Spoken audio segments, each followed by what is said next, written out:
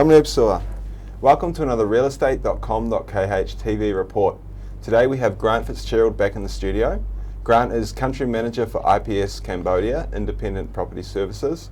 They're a real estate agency that have been active in Cambodia for over 7 years and have offices in Phnom Penh and Siem Reap. Thanks very much for joining us today, Grant. Thanks for having me, James. Pleasure to have you here. And Grant, there's a common understanding that foreigners can't buy land in Cambodia, but in fact there are several ways that a foreigner can essentially control land here, right? Yeah, there's a number of mechanisms available to foreigners in order to buy property here in Cambodia, with probably the most widely used and the most effective being what's called the nominee structure.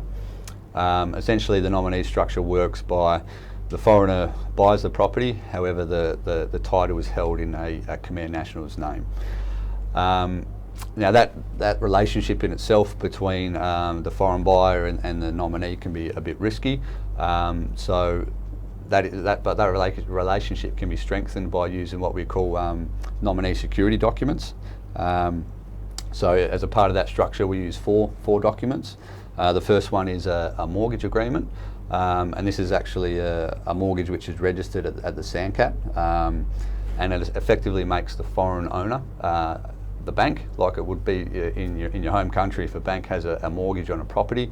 And effectively that means that that property can't be sold, transferred or disposed of in any way without first being cleared by the person who holds the mortgage, and the person who holds the mortgage is the foreigner. The second agreement is a loan agreement. Again, it's a loan directly between the foreign owner and the nominee. It's a paper loan which accrues interest over time, and the loan can be called in if there's any issues with the nominee.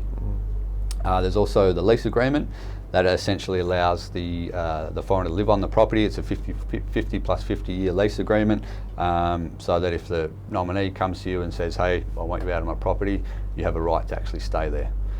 And the final agreement is what's known as a security agreement, and this just sets out the rights and obligations of both parties, clearly stating what each can and can't do. So these types of extensions on the law would allow someone to own land, but also own a soft title property, right? Yeah, that's correct. With this setup, a foreigner can own any type of property: soft title, hard title, LMAP property. It's all about setting it up correctly and using those security documents. When it's done properly, it's really safe and really effective. And if I have a business here in Cambodia, my company can hold land as the business entity. Is this true? So in order for a business or a company to own land, you need to set up a specific type of business, which you would need to do through a lawyer. They can set up what's called a land holding company, and that way foreigners can, that's another method for foreigners to own land here.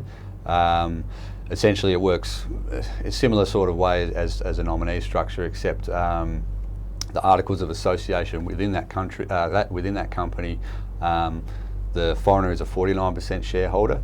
You still need a 51% local partner.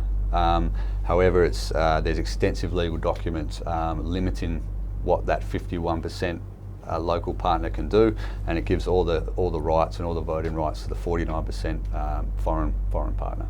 Thanks, Grant, for coming in. It's been a pleasure chatting. Thanks for having me. No worries. And for all our viewers, cheers for tuning in to another Realestate.com.kh TV report. Stay tuned for more real estate news and analysis.